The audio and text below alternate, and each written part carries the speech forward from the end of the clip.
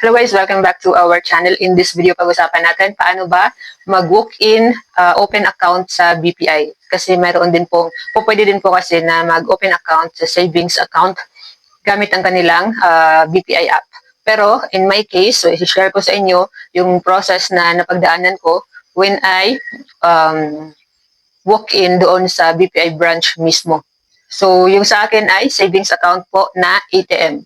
So, pinakauna, yung requirements muna, kailangan mo ng isang valid ID at syempre yung 3,000 pesos po na maintaining balance or yung i-deposit mo para ma-open yung account mo. 3,000 pesos po. Sa valid ID naman, kung ikaw ay gumagamit ng digital national ID, kailangan naghahanap po sila ng isa pang valid ID katulad ng PhilHealth, for example, kung digital ang national ID mo. Pero hindi ko alam kung magkaiba sa depende sa branches, pero yung dito sa amin ganun yung proseso kasi I submitted digital national ID at saka yung PhilHealth ID ko. So depende kung ano yung valid ID mo.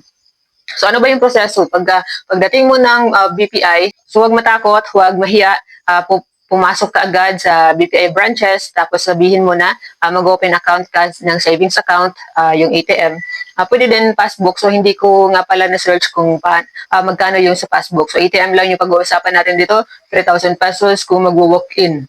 So pagkapasok mo sa BPI branch, ituturo ka ng guard doon sa yung monitor kung saan kailangan mo kumuha ng number. So yung pipindutin mo doon, sa pagkuha ng priority number, doon ka pipindot sa customer service, tapos other services, at saka click mo yung account opening, tapos lalabas doon yung other transactions, so piliin mo yung no kung wala ka ng ibang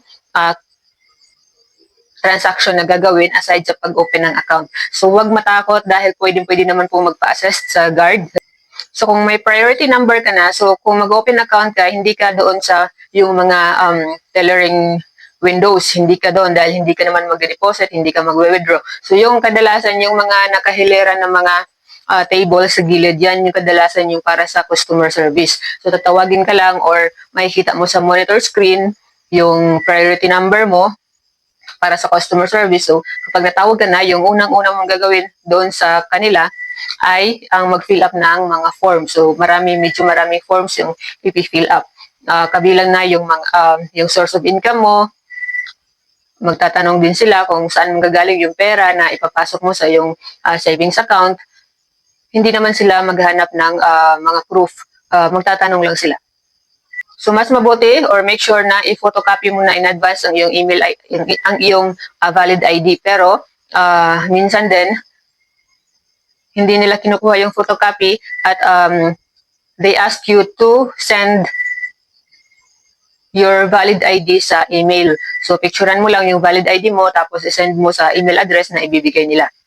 So pagkatapos noon, isusulat nung in charge yung account number mo. So yun na yung account number mo, isusulat sa maliit na papel. So hindi ko alam kung parehas yung proseso sa lahat ng branches. Basta binabahagi ko lang yung experience ko. So isinulat sa maliit na papel yung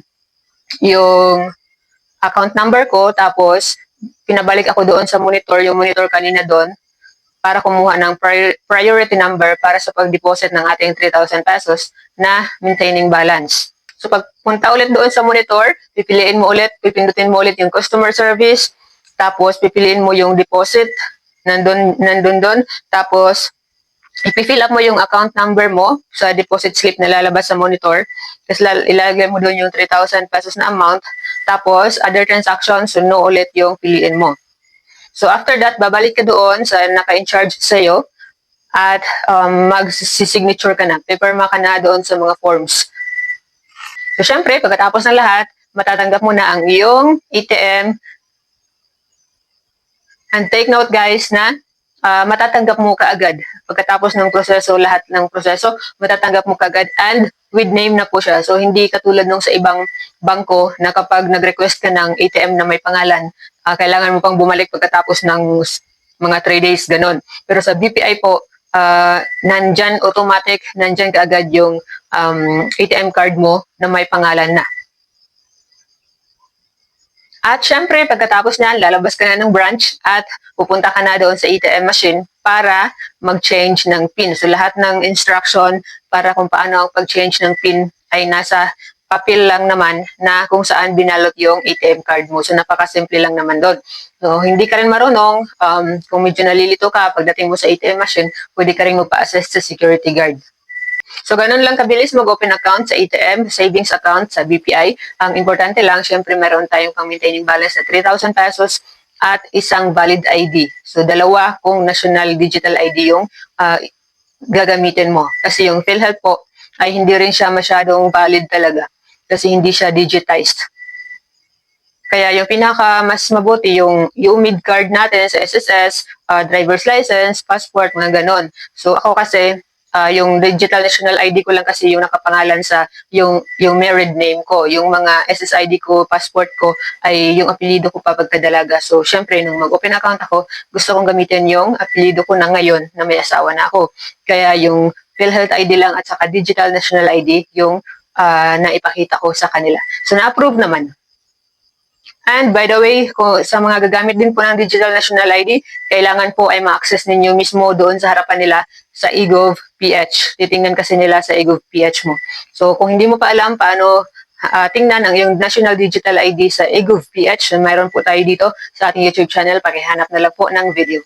So sana nakatulong po sa inyo at sa mga katanungan, huwag kalimutang i-comment sa ibaba ng ating video. At sisiguraduhin kong sagutin ang lahat ng mga katanungan kung alam ko. Thank you for watching.